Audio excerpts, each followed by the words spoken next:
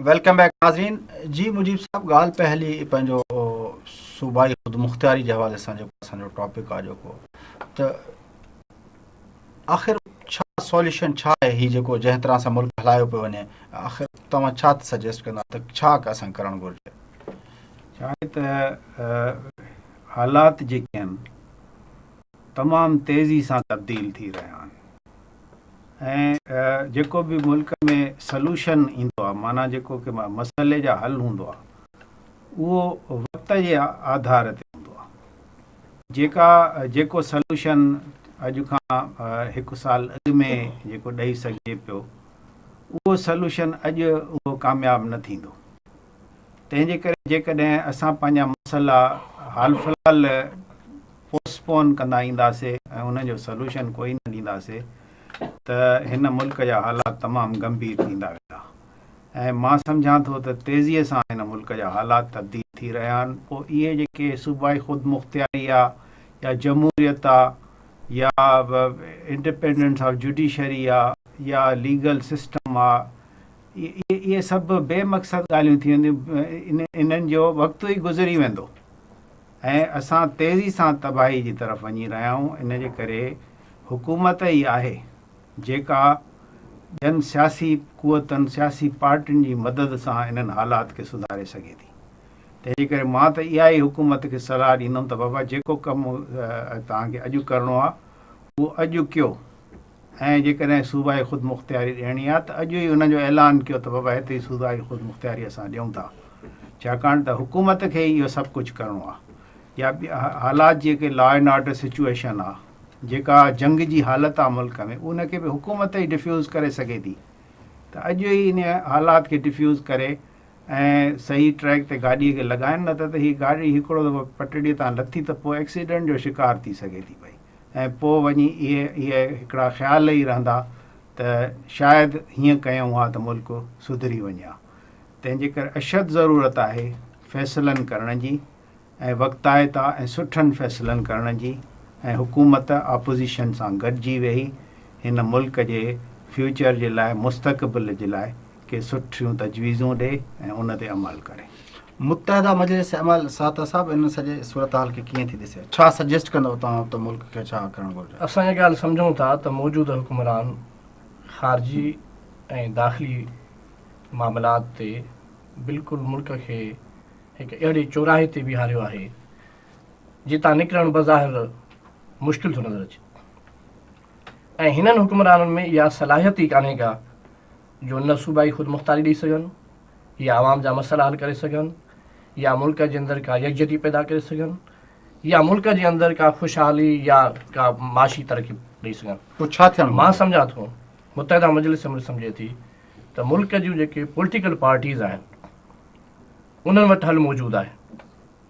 जेकॾहिं उहा क़यादत समझदारी जो सबूत ॾेई करे कंहिं 1 पॉइंट प्रोग्राम ते मुतफ़िक़ थिए ऐं इहो हमेशह जे लाइ तइ थी वञे त फ़ौज जो मुल्क जे मथां हुकुमरानी इक़्तिदार कॾहिं बि क़बूल न करणु खपे। जेकॾहिं हिन मुल्क जे अंदरि पॉलिटिकल पार्टीज़ जो मुसलसिल हिकिड़ो किरदारु आहे त जीअं इहा ॻाल्हि आई बि आहे पहिरियों त तरबियत न आहे, पर मुसलसिल जेकॾहिं पॉलिटिकल पार्टीज़ हिन मुल्क में इक़्तिदार में ईंदियूं रहनि त उन्हनि जी तरबियत थींदी रहंदी, उनजी कारकुन जी तरबियत थींदी रहंदी, उनजी तनज़ीम जी तरबियत थींदी रहंदी, उनजो हिकिड़ो ज़हन ठहंदो, उन ज़हन जे नतीजे में सूबनि खे ख़ुदि मुख़्तियार बि मिली सघनि थियूं। ऐं उहो बेसिकली ज़हन आहे तालीम डेमोक्रेटिक प्रोसेस हलणु घुरिजे। डेमोक्रेटिक प्रोसेस हलणु खपे ऐं उनजे लाइ डेमोक्रेटिक पार्टीज़ जो मथां हिन वक़्तु इम्तिहान आहे। जेकॾहिं उन समझदारी जो सबूत ॾेई करे ऐं यकजा को किरदारु अदा कयो, गॾिजी को किरदारु अदा कयो त उहो ई मुल्क खे बचाए सघे थो, माना हीअ क़यादत नथी बचाए सघे। मुजीब साहब, ही कुझु ॾींहं पहिरियों जेको आहे हिकिड़ो फ़ैसिलो थियो आहे, उहो मां चाहींदुसि तव्हां हुन ते ॻाल्हायो ज़रूरु, त हीअ सिंध जे कराची जे हवाले सां जेको थियो आहे त हिकिड़ी कमेटी फॉर्म कई वई आहे प्रोविंशियल गवर्नमेंट फेडरल गवर्नमेंट जी अप्रूवल सां, जेको उन्हनि जो हैंड आउट जारी थियो आहे, जंहिंमें जेको आहे पंहिंजो उन्हनि चयो आहे त गवर्नर जे उनजो सरबराह हूंदो ऐं कराची जे ज़मीननि जे सिलसिले में जेको आहे उहो इख़्तियारात उन कमेटी खे ॾिना विया आहिनि। हिकिड़ो हल्कनि जो चवणु इहो आहे त इहो जेको आहे पंहिंजो again it is a provincial जेको आहे मैटर आहे ऐं उन ते हिकु वफ़ाक़ी गवर्नमेंट जी पंहिंजो अप्रूवल सां जेका कमेटी ठही आहे इहो ग़लति थियो आहे। ऐं ॿियो इहो बि एतिराज़ हिकिड़ा हल्का कनि पिया त इहो जेको आहे सूबा ज़मीनुनि जा इख़्तियार जीअं त सूबाई पंहिंजो मामिलो आहे, तंहिं करे गवर्नर जी सरबराही में उहा जेका कमेटी ठही आहे, गवर्नर त आहे वफ़ाक़ जो नुमाइंदो, तंहिंजे करे इहो बि ॼण चओ त प्रोविंशियल ऑटोनॉमी में हिकिड़ी जेको आहे उहो मदाख़लत पिया सम्झनि कुझु हल्कनि जो इहो ख़्यालु आहे। तव्हां ते छा चवंदो? असल में चीफ मिनिस्टर जेको सूबे जो हूंदो आहे उहो चीफ एग्ज़ीक्यूटिव हूंदो आहे। गवर्नर सिर्फ़ु टाइटल हेड हूंदो आहे, छाकाणि उहो नॉमिनी हूंदो आहे फेडरल गवर्नमेंट जो, उहो इलेक्टेड गवर्नर्स कोन्हनि असां वटि त हुननि खे अख़्तियारात बि हुजनि। अख़्तियारात सभई चीफ मिनिस्टर खे वटि आहिनि। हाणे चीफ मिनिस्टर जेकॾहिं पाण जेको आहे पंहिंजनि अख़्तियारात जी हिफ़ाज़त न कंदो त ॿियो को माण्हू त कोन अची हुनखे हिफ़ाज़त कंदो। जेकॾहिं गवर्नर खे अख़्तियारात ॾिना विया आहिनि ऐं चीफ मिनिस्टर चवे थो त मुंहिंजी मर्ज़ीअ सां अख़्तियारात ॾिना विया आहिनि, पोइ त माना असांजो जेको वॾे में वॾो एग्ज़ीक्यूटिव आहे सूबे जो उहो ई हथियार फिटा थो करे, त पोइ सूबाई ख़ुदि मुख़्तियारी जे लाइ केरु लड़ंदो? इहा ॻाल्हि त सरासर ग़लति आहे। चीफ मिनिस्टर खे चेयरमैन हुजणु खपंदो इन कमेटी जो, छाकाणि त एग्ज़ीक्यूटिव हेड हू आहे ऐं ज़मीन जा अख़्तियारात विकिरे करण जा हिकिड़े कमेटी खे ॾियण जो त कोई इन में सेंस ई कोन्हे। जॾहिं बोर्ड ऑफ रेवेन्यू सॼी वेठी आहे ऐं कानून अॻितां आहिनि ऐं वॾे में वॾी करप्शन हिन महिल ताईं जेका सिंध सूबे में थी आहे उहो ज़मीन जे नीलाम विकिरे ते थी आहे। ऐं तव्हां ॾिसो था त केतिरनि सिटिंग वज़ीरनि ऐं चीफ मिनिस्टर जेके अॻे फॉर्मर चीफ मिनिस्टर्स आहिनि उन्हनि ते FIR ताईं कटियल आहिनि।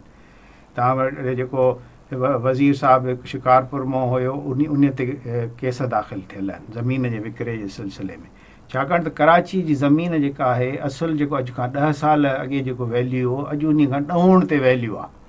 त घणे में घणी करप्शन इन में थी थिए, वॾे में वॾी कमाई इन ज़मीन जे सिलसिले में आहे। त इन ते त पाण चीफ मिनिस्टर साहिब खे वधीक नज़र रखणु घुरिजे ऐं पंहिंजे अख़्तियारात जे तहत इन कमेटी खे रखणु खपंदो हुयो। पर आहे त सरासर उहा मां चयमि न त सोच जेका हिन मुल्क में हर को चवे थो त सूबाई ख़ुदि मुख़्तियारी हुजणु घुरिजे, पर सोच जेका आहे उहा 1 यूनिट वारी आहे। सो हिकिड़ा जीअं पाण डिस्कशन हेठि आंदा वफ़ाक़ी गवर्नमेंट जा फ़ैसिला आहिनि, आइलैंड्स वारो फ़ैसिलो आहे या ज़मीनुनि जे हवाले सां हीउ जेको कराची जे हवाले सां फ़ैसिलो आहे या पाणी जे हवाले सां सूबनि खे डायरेक्टिव्स ॾियणु त बाबा ज़मीनुनि जो ख़रीदो फ़रोख़्त न कयो। इन समूरी सूरत हाल में हिकु तरफ़ इहा सूरत हाल आहे उन्हनि जे फ़ैसिलनि जी, ॿिए तरफ़ उनजे पंहिंजो इहा सूरत हाल आहे त प्रोविंशियल ऑटोनॉमी जे मसइले ते बि तमामु काफ़ी वोकल थी विया आहिनि। पंहिंजो अॼुकल्ह सरकार जा जेको आहे पंहिंजो वज़ीर जेके आहिनि, ख़ासि तरह मुशाहिद हुसैन सैयद साहिब जा काफ़ी बयान अचनि पिया, सलीम सैफुल्लाह जेको प्रोविंशियल कोऑर्डिनेशन जो वज़ीर आहे उहो उन्हनि जी बि काफ़ी उन ते उहो वोकल आहे। त शेरफ गंजाज़ी साहिबु आहे, छा तव्हांखे उमेदु आहे त ही गवर्नमेंट पंहिंजो प्रोविंशियल ऑटोनॉमी जे हवाले सां के पेशकदमियूं कंदी या को इहो सियासी मामला आहिनि जिन खे पंहिंजो? मां सम्झां थो त ही जेके बयानात गवर्नमेंट जे वज़ीरनि वटां अचनि पिया, हीअ जेको टेंशन आहे सूबनि ऐं फेडरेशन जे विच में उनखे माना डिफ्यूज़ करण जे लाइ, उन खे थधो करण जे लाइ इहे बयानात आहिनि। छाकाणि जेकॾहिं सचाई हुजे बयानात जे पुठियां त बयान सां गॾु कोई एक्टिव माना प्रैक्टिकल स्टेप त उहो खणनि न। को कमेटी जेके सालनि खां ठहियल आहिनि उहे को पंहिंजो फ़ैसिलो त डिक्लेयर कनि त बाबा असां हीउ फ़ैसिलो आहे असांजो, या का रिपोर्ट पेश कनि नेशनल असेंबली में। तव्हांखे नेशनल असेंबली ठाहियो आहे कमेटी जो सरबराह, या जॉइंट हाउसिस जेके आहिनि पार्लियामेंट सेनेट ऐं हुन मिली तव्हांखे ठाहियो आहे, त तव्हां जेको मवाद गॾु कयो आहे ऐं जेको कमेटी फ़ैसिलो कयो आहे तरीक़ेकार त इहो आहे त उहो फ़ैसिलो असेंबली जे अॻियां रखियो वञे। हू सिर्फ़ु ॻाल्हियूं करनि था त जीअं इन्हीअ इशू ते हिकिड़ी का तहरीक या हिकिड़ो मूवमेंट न हले। उहा माण्हू आसिरे में रहनि त हा हर शइ असांखे घरु वेठे मिलंदी। मां सम्झां थो घरु वेठे काई ॻाल्हि कोन मिलंदी। ही गवर्नमेंट जी सोच ई यूनिटरी आहे। ही किथां फेडरेशन जा पावर्स ॾींदी सूबनि खे ऐं फेडरेटिंग यूनिट्स खे।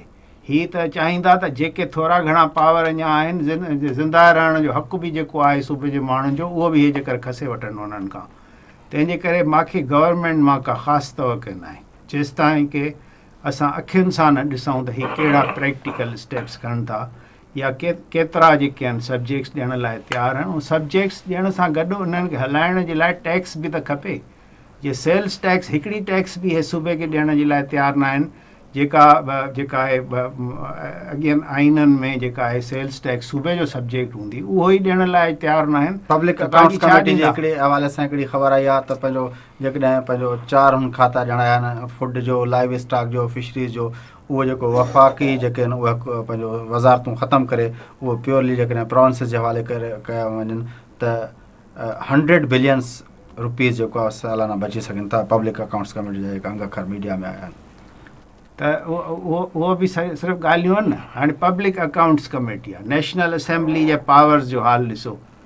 सिविल जज जे ऑर्डर जी कोई ख़िलाफ़ वर्ज़ी करे त उनखे सिविल जज जेको आहे 6 महीना जेल में विझी सघे थो। क़ौमी असेंबली जे रेज़ोल्यूशन जी कोई ख़िलाफ़ वर्ज़ी करे या कमेटी जेका आहे पब्लिक अकाउंट्स कमेटी जे ऑर्डर जी कोई ख़िलाफ़ वर्ज़ी करे त पार्लियामेंट जी कमेटी खे एतिरो अख़्तियार बि न आहे जो हिकु कलाक कंहिंखे जेल में विझी सघे। सो पावर इहे पार्लियामेंट जा आहिनि। ऐं जेके हिन मुल्क में चयो वञे थो त इलेक्टेड माण्हुनि जो रिप्रेज़ेंटेटिव इदारो आहे, उनखे त कोई अख़्तियार कोन्हे। अख़्तियार त उन्हनि माण्हुनि खे आहे जेके ज़ोरीअ कब्ज़ो करे हिन मुल्क ते क़ाबिज़ थी उहिदा माणे ऐं कंट्रोल पिया करनि। नाज़रीन, इन सां गॾु प्रोग्राम जो वक़्तु पूरो थियो। मुंहिंजी पीरज़ादा साहिबु अव्हांजी वॾी महिरबानी, मुमताज़ साता साहिबु अव्हांजी वॾी महिरबानी।